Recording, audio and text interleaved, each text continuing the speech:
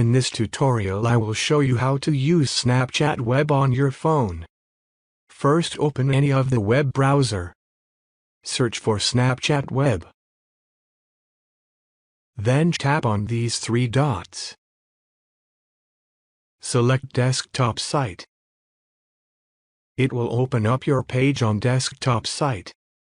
Here, log into your Snapchat account.